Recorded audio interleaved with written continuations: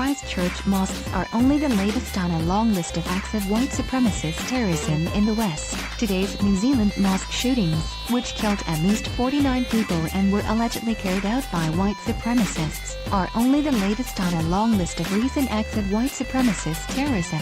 Despite the growing and constant threat, Western governments have failed to adequately address the danger of white supremacy. An abbreviated list of recent acts of white supremacist terrorism includes Robert Gregory Bauer's killing of 12 Jewish worshippers at a synagogue in Pittsburgh, Pennsylvania in 2018.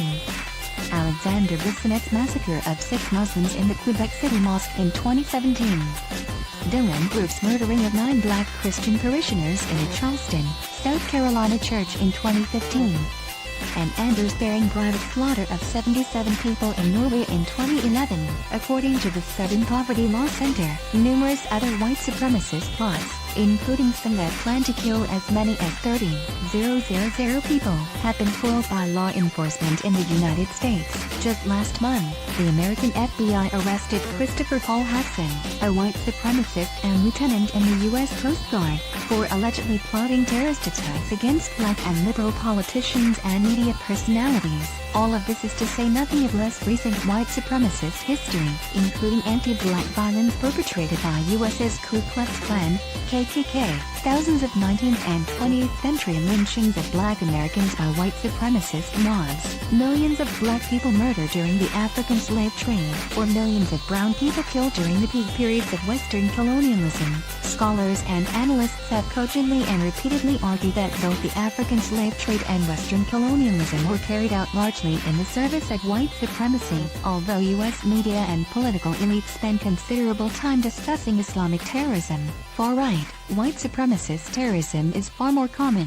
A recent study showed that 2/3 of terrorist attacks in the U.S. are carried out by far-right individuals and groups. Research by the Southern Poverty Law Center, meanwhile, shows that most far-right violence is unambiguously linked to white supremacy. In spite of the obvious and continued threat of white supremacist terrorism, Western societies still arguably do not take the danger as seriously as they should. A recent New York Times report showed that for decades US's domestic counterterrorism strategy has ignored the rising danger of far-right extremism, which, the report also noted, is tied explicitly to white supremacy. The propping up of white supremacy political movements may help explain why many Western societies do not take the threat of white supremacy as seriously as they should. Many Western political leaders are themselves beholden to white supremacy. White nationalism has taken firm root in both European and American political mainstreams. In Europe, white nationalists have gained political traction and influenced elections and referendums, including the United Kingdom's 2016 Brexit vote. While in the U.S., President Donald Trump and numerous Republican politicians have been linked to white supremacy.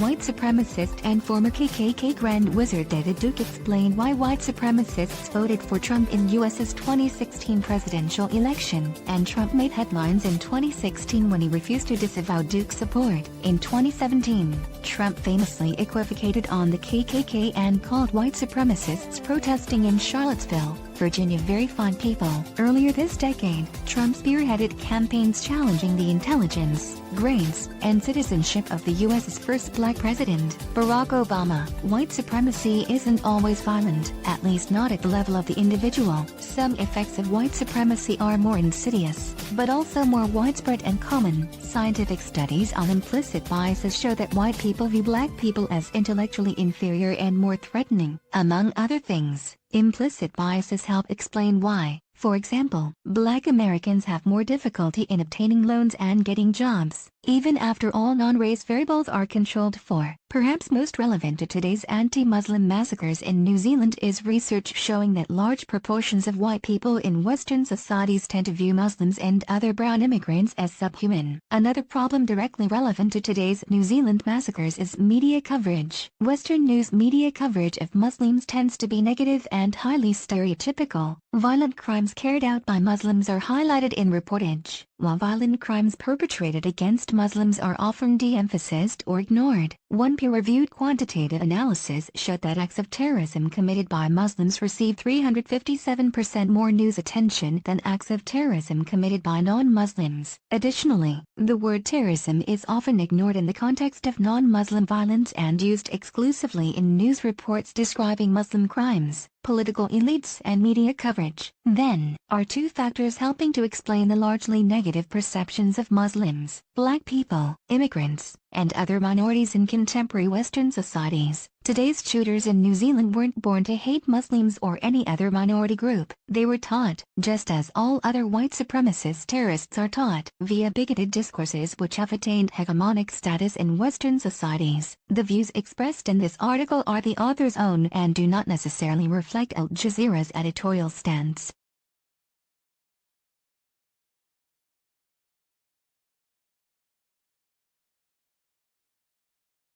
Yeah.